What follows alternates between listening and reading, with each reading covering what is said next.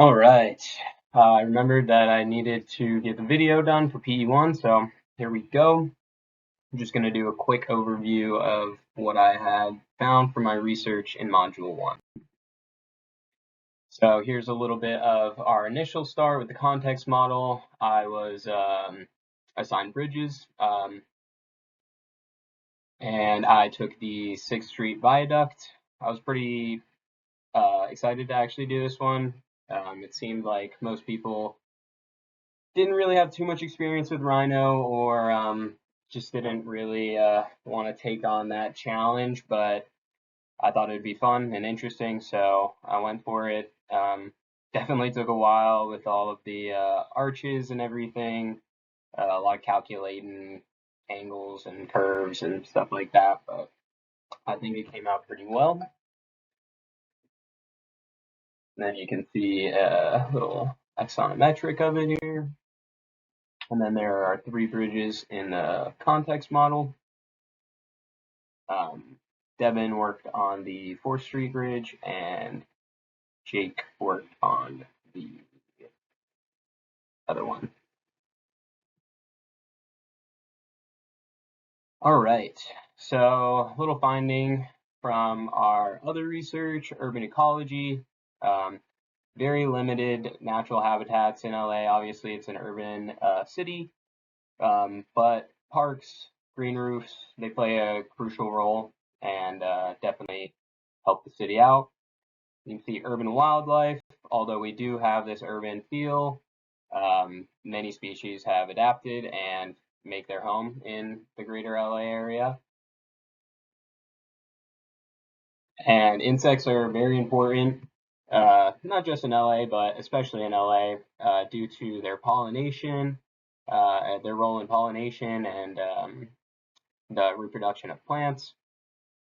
So they're very important. We got to keep our eyes peeled for them. So the climate of LA, it's a Mediterranean climate, very hot, dry, obviously. You guys kind of get that.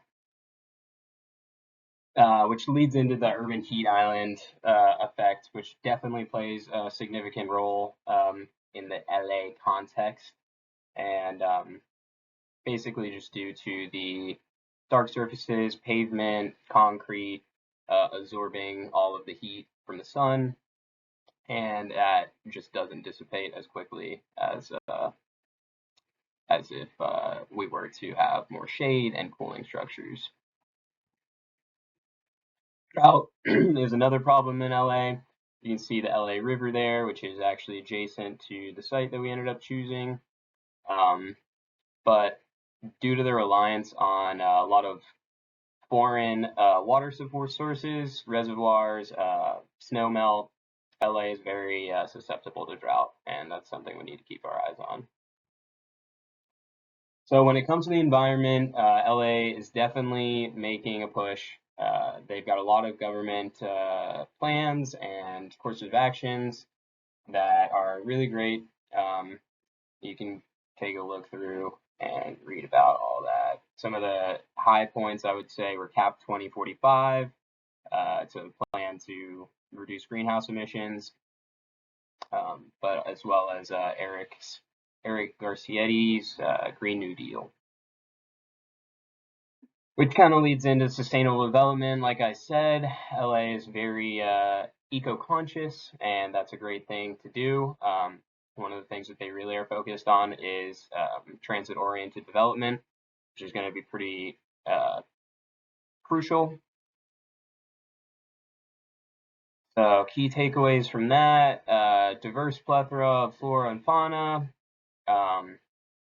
Historically, LA has been an environmental disaster, but there's a lot of government action taking place to change that.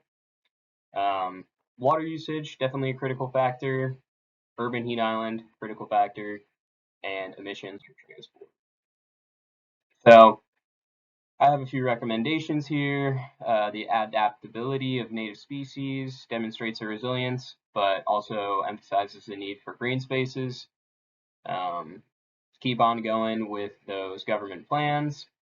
I think in terms of water, they definitely need to diversify their water sources, whether that be rainwater, stormwater, and then finding a balance between water consumption and then battling that urban heat island effect with shade tree initiatives, as well as incorporating other not so water intensive solutions to that urban heat island, like the reflective cool roofs and pavement technology.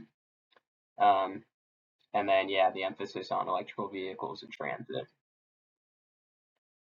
So the LA River, like we mentioned with the drought, it was once actually the primary source of water in LA, but as I mentioned, no longer, and it's been been hit by a lot of pollution and just overall kind of neglected. Another thing I noticed was in our specific Eastern LA area, there are a lot of green spaces, which is great. That's exactly what I talked about before. We definitely want to keep going with that. Cemeteries also kind of ties back into the historic and cultural significance of our area, um, but a very diverse ethnic background here as well. And then there are a few higher density urban projects going on around us, and I think that just showcases the need for it. There's a lot of housing projects and kind of more affordable housing options around community and recreation, obviously. So my key takeaways: LA's environmental concerns obviously are important, but it seems like they're doing a great job so far at battling that and working on sustainable development. Number two, the importance of local parks.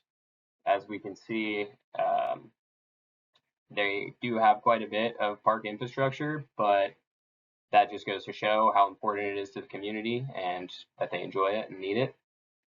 The impact of the urban heat island effect, definitely very serious, but there are some things we can do to mitigate it, like shade tree initiatives and those cool pavement and roof technologies. Definitely an emphasis on improving transit, as well as encouraging electric vehicle use. And then five, the need for affordable housing, especially at this higher density um, typology. So that was my package for module one. And yeah.